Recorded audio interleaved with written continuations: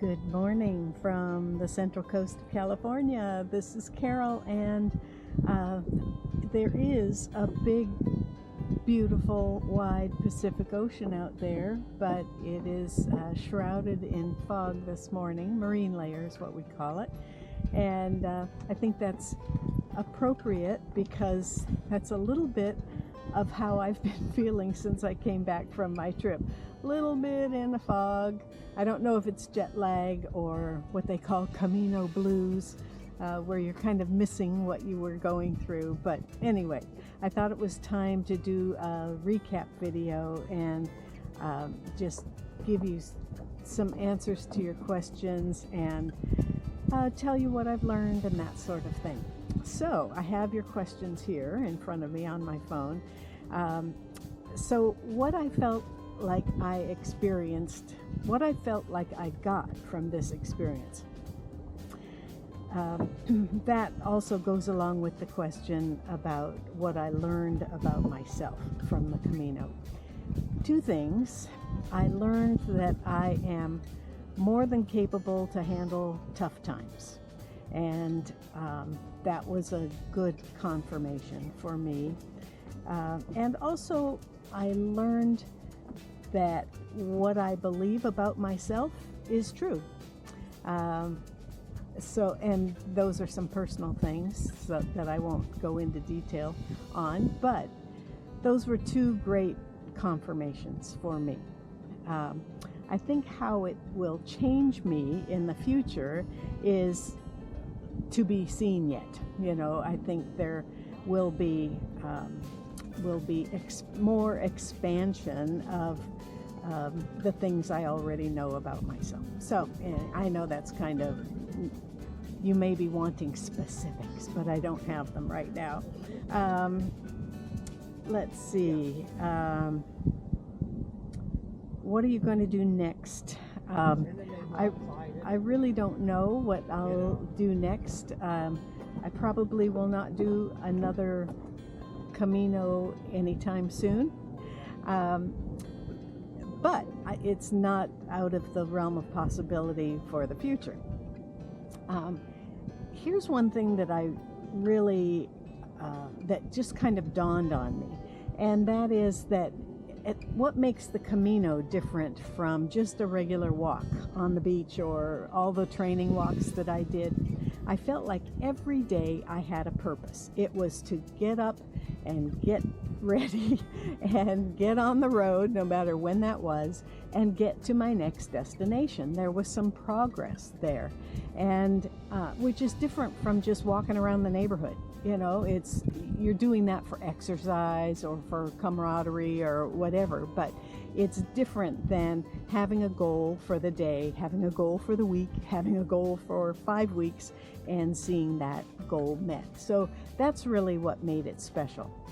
What I would do differently next time is I would do this with someone. The part that was disappointing for me was just at the very, very end. When I got to the last day and I hadn't been walking with anybody through all of that rain that day, I was freezing cold, and I knew nobody when I came into the Cathedral Plaza. And so I called Ross and we FaceTimed for just a minute, and I showed him that I was there, but there was no one to celebrate with. And having someone that you were sharing with along the way would have made a big difference. Yes, it was fun to meet people from around the world and to walk with them for portions of the Camino, but it would have been nice to have someone along the way that you could kind of share a cumulative effect of the Camino. So next time, if I did an extended walk, I would definitely do it with someone. My pack and how I managed that, I think I've specified this in some questions, and that is I did have bag transport. So every day I would have my bag down in the lobby of the hotel by 8 o'clock in the morning, and then it would show up magically. It would show up at my next accommodation. And so I had most of my stuff in that bag. In my backpack was simply my water, my hiking poles, my rain jacket, my emergency medical little mini kit, my hearts that I was giving away. Those were actually in my waist bag. So there was not much. It was the water that took up, that made most of the weight, and the hiking poles. And other than that, what I discovered was it was not the weight of my pack that made my back sore in the afternoon. My back just got sore in the afternoon. Didn't matter whether I was carrying a pack or not. It just got tired in the afternoon. So I think I would do the same again. I can't imagine carrying 15 pounds on my back, and kudos to the people that have done that. How did I know where to go? In my second day video, I showed you the Camino app that I used and how the GPS shows where you are relative to the app.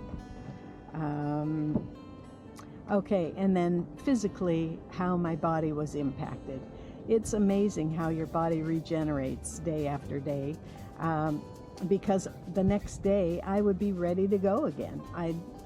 Some days were harder to get out of bed than others, but I took good care of my feet. I got 0 blisters, and I did not really have any physical issues that I could say set me back at all.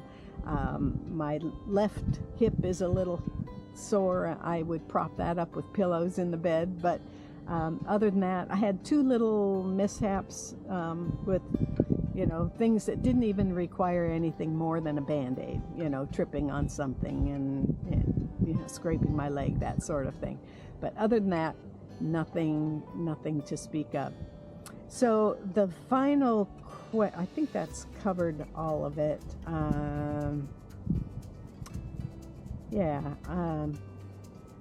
The final thing that I will add to this video is simply showing you how this 360 camera works when it's videotaping me from the back.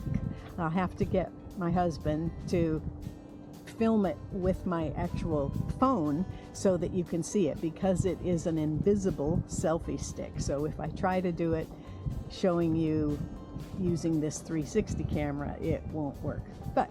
And we will put that on at the end of this video.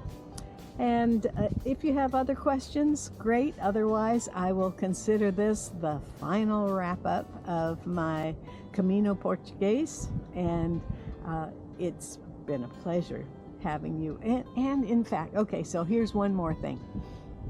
As I was disappointed on the very last day to not have anybody to share with, I thought about the people that have a Camino family, people that they gel with, that they're staying in hostels and they're having community dinners with these people, and they become kind of like a family. And I thought, okay, I didn't have any of that because I was staying in a hotel. I was eating dinner by myself, maybe with one other person. And so I was starting to feel a little sorry for myself. And then I thought, my Camino family was really you guys. You guys were the ones watching my videos, were the ones that were supporting me along the way. And you really became my Camino family. And being able to celebrate with you was the best part of especially that final section. So I will show you the 360 camera, and we will conclude with that. So Ross is videotaping me so that you can see the actual camera, and then this is what you'll see. So first thing I do is put the camera in the right spot, and then I just walk. And if I want to get an overhead view, I hold it up a little higher, and this is what you see. So the first thing I do is make sure the camera's facing forward and backward, not angled funny. And then I just hold it down beside my side and walk. I can angle it down a bit more or up a bit more.